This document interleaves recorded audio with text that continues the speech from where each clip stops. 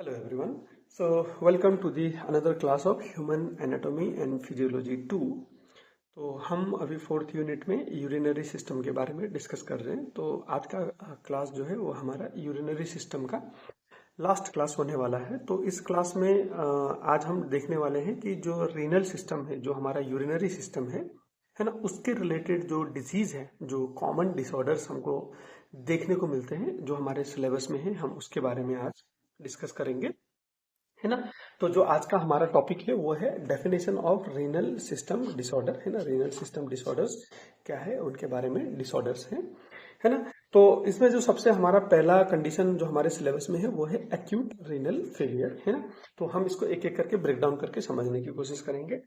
Acute, अब मैं आपको बता दूं कि हमारे पास 3-4 टर्म है। जैसे होता है एक्यूट, एक्यूट का मतलब होता है बहुत जल्दी हो जाना, है ना, फास्ट, मतलब जिसकी हिस्ट्री बहुत शॉर्ट है। शॉर्ट हिस्ट्री मतलब जो चालू हुआ और एकदम से खराब हो गया, है ना, एक्यूट। फिर आता है क्रोनिक। क्रोनिक मतलब होता है लंबा। जैसे एक्यूट होता है छोटा, क्रोनिक का मतलब होता है छोटा, बड़ा, लंबा। बड़ा मतलब लंबा, नट साइज में, मगर we are here discussing in the duration, है ना, जो टाइम ऑफ ऑनसेट है, मतलब जो टाइम कोर्स है, उसके कंपैरिजन पे हम देख रहे हैं कि अगर कोई चीज लंबे समय तक रहती है, कोई भी बीमारी या कोई भी कंडीशन, तो उसको हम क्रोनिक कंडीशन या क्रोनिक डिसीज बोलते हैं। ऐसे कोई जल्दी जल्दी तुरंत में हो जाती है तो उसको हम बोलते हैं एक्यूट। जैसे फॉर एग्जांपल, मैं अभी तक ठीक था, रात को मेरे को अचानक बुखार आ गया, तो वो क्या हो गया, एक्यूट फीवर हो गया। और मेरे को पिछले 2-3 हफ्ते से कंटिन्यूअसली बुखार आ ही रहा है, तो वो क्या हो गया, वो क्रोनिक फीवर हो गया। तो होप यहाँ पे आपको एक्यूट और क्रोनिक का जो कॉन्सेप्ट है वो समझ में आ गया होगा। तो जो हमारा कंडीशन है वो क्या है, एक्यूट रीनल फेलियर, मतलब बहुत जल्दी छोटे टाइम पे हमारा जो किडनी है वो फेल हो गया, रीनल फेलियर हो गया। रीनल फेलियर का मैंने लास्ट क्लास में भी आपको बोला था कि रीनल फेलियर का मतलब ये नहीं होता है कि जो हमारा किडनी है वो कंप्लीटली काम करना बंद कर दिया, ऐसा नहीं है। रीनल फेलियर का मतलब होता है कि रीनल काम तो कर रहा है मगर इतने सफिशिएंट अमाउंट में नहीं कर पा रहा है कि जो हमारे बॉडी की डिमांड है, फिल्ट्रेशन की डिमांड है, वो पूरी हो पा रही है। उसको हम बोलते हैं फेलियर। जैसे हम बोलते हैं ना, गवर्नमेंट फेल हो गई, ये करने में फेल हो गई। फॉर एग्जांपल कि हमको जरूरत 50 की है मगर सामने वाला हमको 20 ही दे पा रहा है, तो ये फेलियर ही है ना। अगर वो हमको 50 का 50 दे दे तो वो मतलब उसका सक्सेस है। अगर वो उतना नहीं दे पा रहा है, उससे कम दे रहा है, तो उसको हम फेलियर बोलते हैं। तो एक दूसरे तरीके से समझते हैं कि जो स्टूडेंट बच्चे फेल हो जाते हैं क्लास में किसी भी सब्जेक्ट में, फॉर एग्जाम्पल कि हम एचएपी की बात करें, अगर एक आदमी है, वो आदमी को क्या है कि 100 में से पास होने के लिए 50 मार्क्स की जरूरत थी मगर उसके 40 मार्क्स आए, तो वो क्या हो जाएगा, बेसिकली फेल हो जाएगा।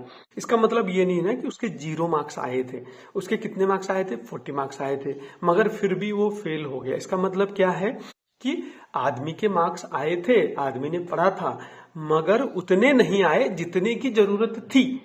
समझ में आ गया, राइट। होप यहाँ पे चीजें आपको समझ में आ गई हो। तो अगर जरूरत के हिसाब से चीजें नहीं पहुंचते हमारे बॉडी में भी, तो उसको हम फेलियर कंडीशन बोलते हैं। अगर रीनल उतने अमाउंट में फिल्ट्रेशन नहीं कर पा रहा है तो उसको हम रीनल फेलियर बोलेंगे। अगर लीवर अपना काम सही अमाउंट में नहीं कर पा रहा है तो उसको हम लीवर फेलियर बोलेंगे। हार्ट अपना काम नहीं कर पा रहा है तो उसको हम हार्ट फेलियर बोलेंगे। तो ऐसे जो ऑर्गन जिस चीज के लिए जिम्मेदार है और हमारे बॉडी में जितनी उसकी डिमांड है फॉर मिनिमम सर्वाइबिलिटी एटलीस्ट, तो उतना अगर वो डिमांड के हिसाब से काम नहीं कर पा रहा है तो उसको हम फेलियर बोलेंगे। होप यहाँ पे ये जो कॉन्सेप्ट है आपको समझ में आ गया होगा। एक्यूट का कॉन्सेप्ट भी समझ में आ गया होगा, फेलियर का कॉन्सेप्ट भी समझ में आ गया, राइट। तो बहुत शॉर्ट ड्यूरेशन में अगर जो हमारे बॉडी में फिल्ट्रेशन की डिमांड थी उसके हिसाब से जो हमारा किडनी काम नहीं कर पा रहा है, तो उसको हम बोलते हैं रीनल फेलियर, है ना।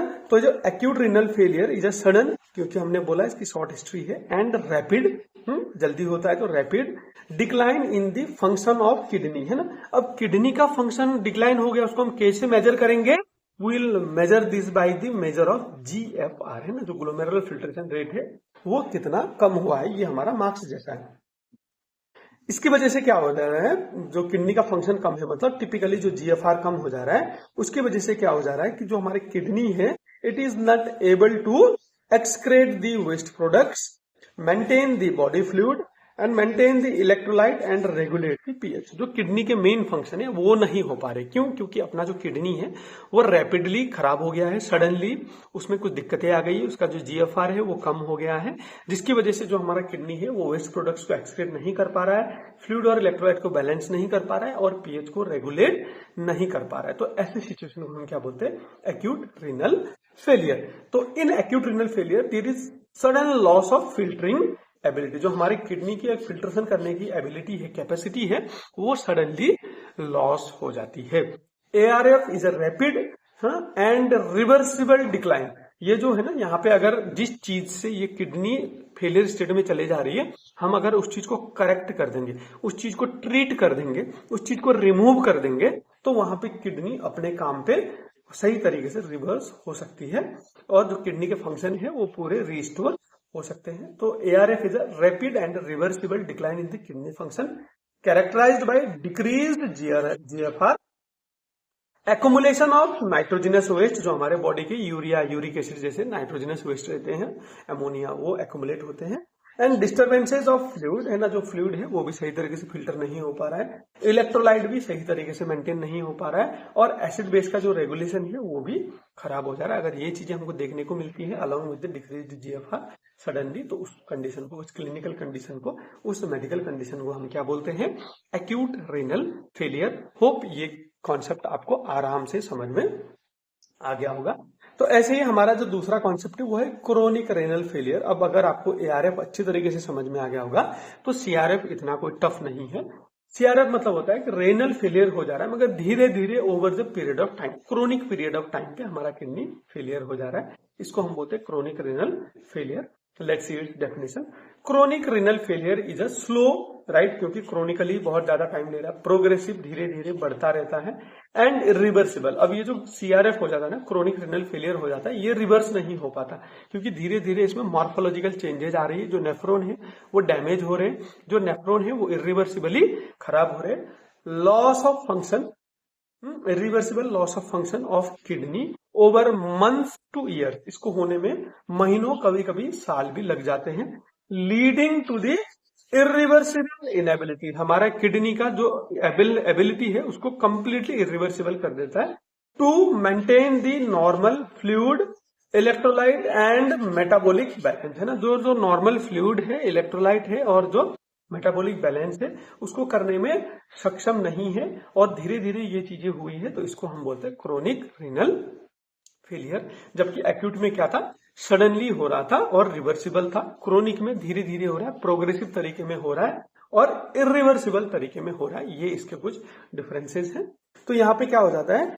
प्रोग्रेसिव डिस्ट्रक्शन, धीरे धीरे जो अपने किडनी के functional structural and functional unit से जो नेफ्रॉन है वो प्रोग्रेसिवली डिस्ट्रक्ट होते हैं, जिसकी वजह से क्या होता है कि किडनी की जो एबिलिटी होती है वो कम हो जाती है फिल्टर करने की।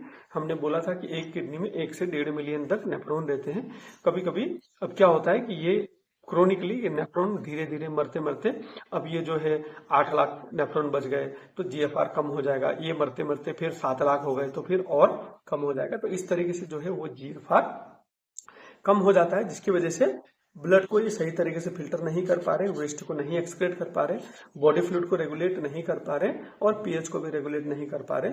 तो ऐसे कंडीशन को हम बोलते हैं क्रोनिक रीनल फेलियर और क्रोनिक किडनी फेलियर भी इसको बोलते हैं और क्रोनिक किडनी डिसीज भी, इसको बहुत सारे क्लिनिकल कंडीशन में हमको लिखा हुआ देखने को मिल सकता है। तो ऐसे कंडीशन पे अगर क्रोनिकली चीजें दिक्कत वाली है तो यहाँ पे फिर हमको डायलिसिस की जरूरत होती है। अगर ARF में भी हम डायलिसिस यूज कर सकते हैं जैसे टॉक्सिसिटी केस में, ऐसे केसेस में, और CRF में भी अगर हमारा बॉडी सही तरीके से वेस्ट को नहीं एलिमिनेट कर पा रहा है तो किडनी के साथ साथ में बाकी फिल्ट्रेशन जो है हम डायलिसिस यूनिट यूज करके करते रहेंगे, अगर जब तक हमको किडनी ट्रांसप्लांट वाला सोल्यूशन ना मिल जाए। अगर यहाँ पे हमको किडनी मिल जाती है तो हम किडनी को ट्रांसप्लांट करके चीजों को करेक्ट कर सकते हैं, या फिर हम आर्टिफिशियल जो फिल्ट्रेशन टेक्निक थी डायलिसिस यूनिट यूज करके हम डायलिसिस प्रोसेस को कर सकते हैं।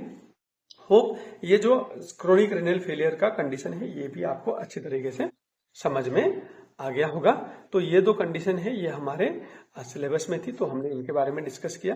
वैसे और भी बहुत सारे जो कंडीशंस हैं रीनल डिसऑर्डर्स वो हमको देखने को मिलते हैं, है ना। जैसे हमको हाइड्रोनेफ्रोसिस बोल के कंडीशन रहता है ना, जहाँ पे किडनी सही तरीके से फिल्टर नहीं कर पाता है। ऐसे नेफ्रोलिथियासिस बोल के रहता है, जहाँ पे जो नेफ्रॉन है वो डैमेज होना चालू हो जाते हैं। ऐसे एटीएन बोल के एक रहता है, एक्यूट ट्यूबुलर नेक्रोसिस, है ना, जहाँ पे जो हमारे कन्वोलेटेड ट्यूबुल्स है, प्रॉक्सिमल कन्वोलेटेड ट्यूबुल्स हो गया, लूप ऑफ हेनले हो गया, ये डैमेज होना चालू हो जाते हैं, है ना। ऐसे ही नेफ्राइटिस कंडीशन होता है जहाँ पे किडनी इन्फ्लाम्ड हो जाती है। ऐसे ही यूरेट्राइटिस बोल के एक कंडीशन रहता है जहाँ पे यूरेटर का इन्फ्लामेशन रहता है।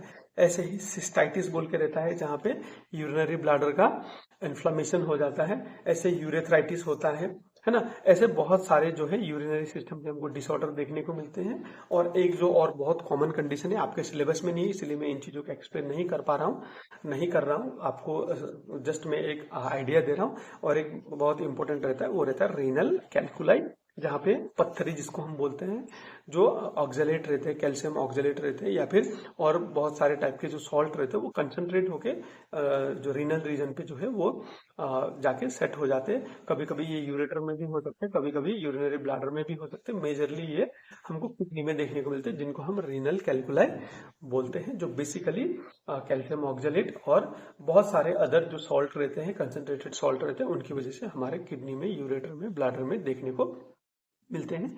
तो ये कुछ कंडीशंस इससे अलग है ना, जो हमारे यूरिनरी सिस्टम पे हो सकती है, मगर आपके सिलेबस में नहीं है। हाउएवर आपको जानकारी में रहना चाहिए, इसलिए मैंने यहाँ पे इन चीज़ों को बता दिया। होप ये जो क्लास है, ये क्लास भी आपको अच्छा लगा होगा, इंटरेस्टिंग लगा होगा और समझ में आया होगा। अगर आपको क्लास अच्छा लगा होगा तो आप इसको लाइक कर सकते हो और अपने दोस्तों के साथ शेयर कर सकते हो। अगर आपको कोई भी कंफ्यूजन है, कोई भी दिक्कत है, कोई भी डिस्कशन करना चाहते हो, तो आप नीचे कॉमेंट्स में अपना कॉमेंट छोड़ सकते हो। I will be happy to address those thing. Having said that, हमारा जो यूरिनरी सिस्टम वाला टॉपिक है वो यहीं पे खत्म होता है। तो हम अगली क्लास में एक और इंटरेस्टिंग सिस्टम लेके आएंगे, जो है endocrine system. Till then take care, see you in the another class. Thank you.